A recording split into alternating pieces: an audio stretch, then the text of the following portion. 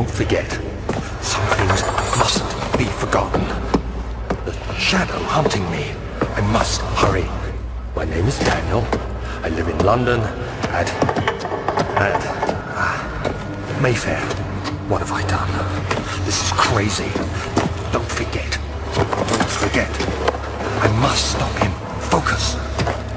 My name is... I am Daniel.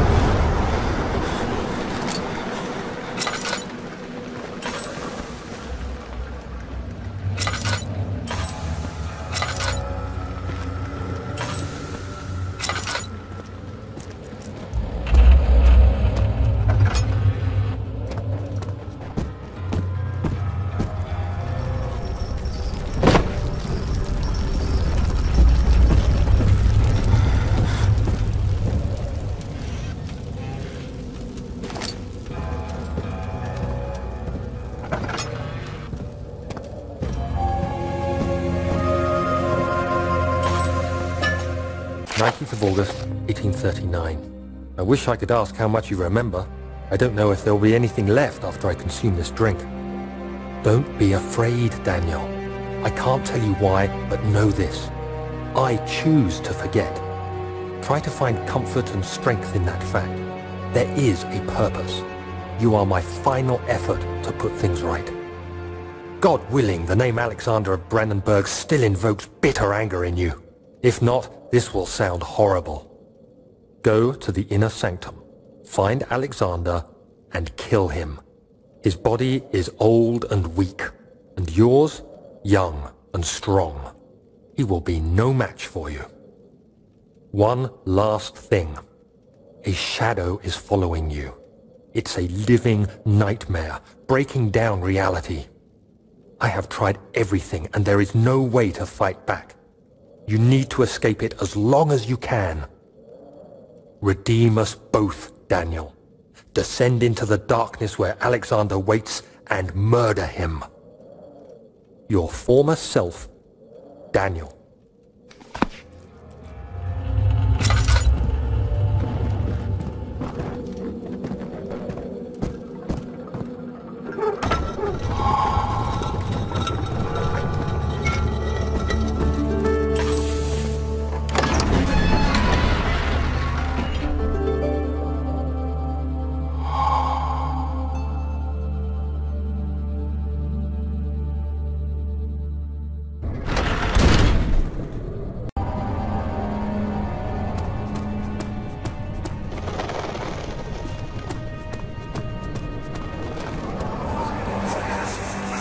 Alexander, is it inside the castle? In a manner of speaking.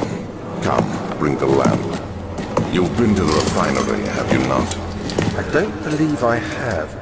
Is it connected to the... what did you call it? The inner sanctum. My most precious chamber, Daniel. And it lies well beyond the refinery. In fact, it lies beneath the very stone of Brandenburg.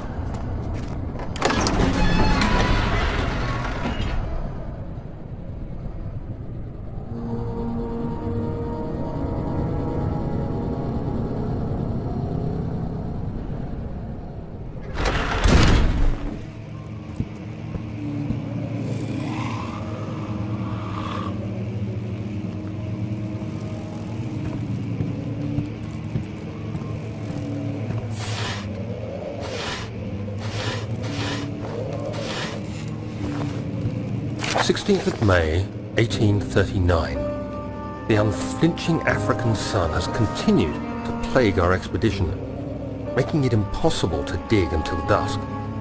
How Professor Herbert managed to find the location in these vast plains of nothingness remains a mystery to me. When I asked him about the tomb again, he told me about the legend of Tin Hanan, the mother of us all. An interesting story in its own right, but I can't help feeling there's more. Later that evening, we uncovered a passage beneath the dunes leading to a sand-covered stone structure. The professor was confident it was the tomb we sought and ordered the others to clear the way late into the dark, cold night. Tomorrow, I shall lead the men into the ancient structure, hoping to reach the burial chamber. No matter what the Professor is keeping from me, the dig should yield something interesting to take back to London and the British Museum.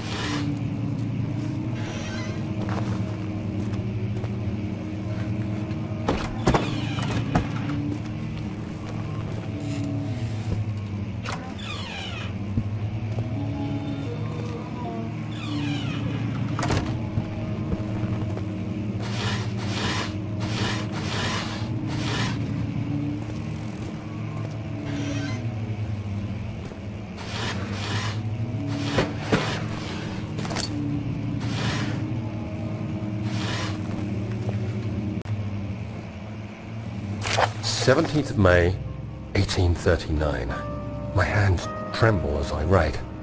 I feel a need to document my tribulation, for I fear that my memory will fail me if I linger. Today, I took some men and ventured into the dark, ancient passage we uncovered. Our torches burned faintly in the murky air as we slowly made our way underground. The men were superstitious and fearful. They argued loudly, and I felt their strange language getting to me.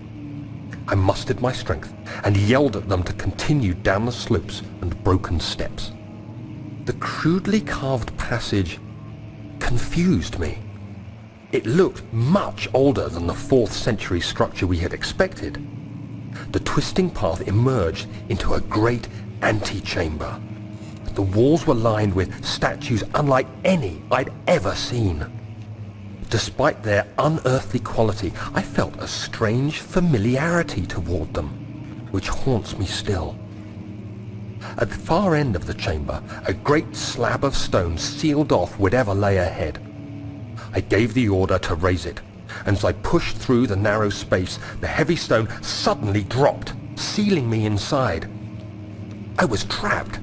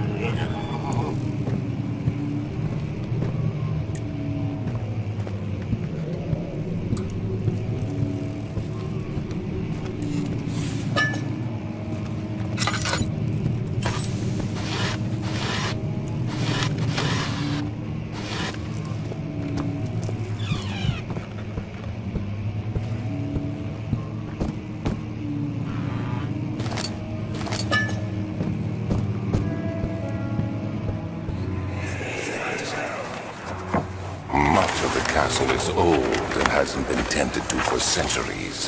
When the shadow arrives, it won't take long until things start falling apart. We're just buying time anyway. Let's do what we can. There isn't much to be done about the wars. We should reinforce weak structures. The ground will tremble when there's a risk everything will cave in on us, especially downstairs. Here, and there. Let's get the servants working on it.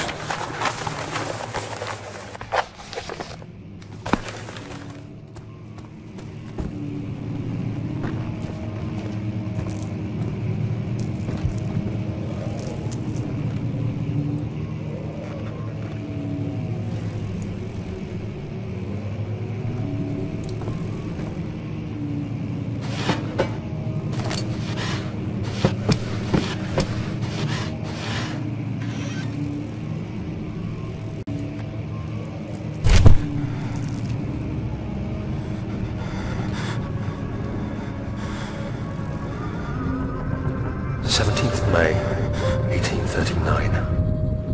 After pounding the unforgiving stone wall for what seemed like an eternity, I realized it was hopeless. I was trapped. I fell to the ground, gasping for air, trying to focus. That's when I saw a faint blue shimmer.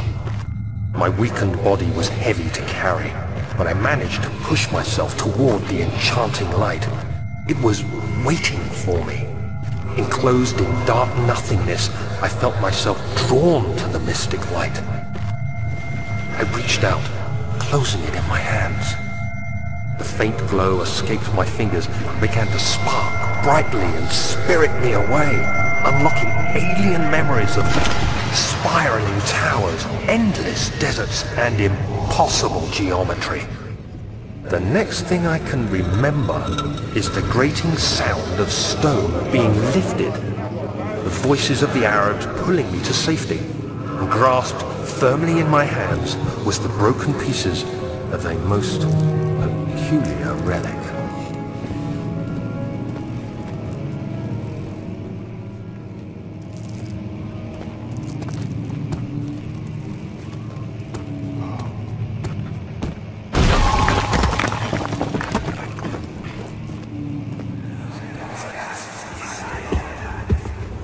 You have to be swift when you activate the first one. You hear that? If it stops, you'll have to start over. Isn't all this a bit excessive? You can never be too careful, Daniel.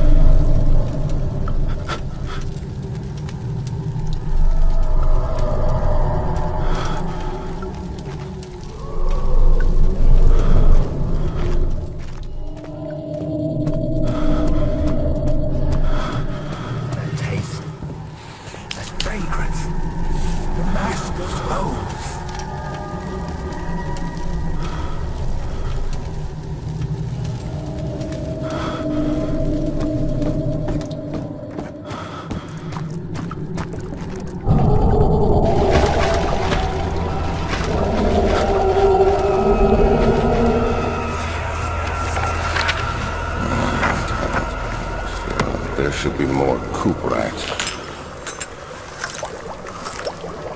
Let me see. And 1 part aqua force.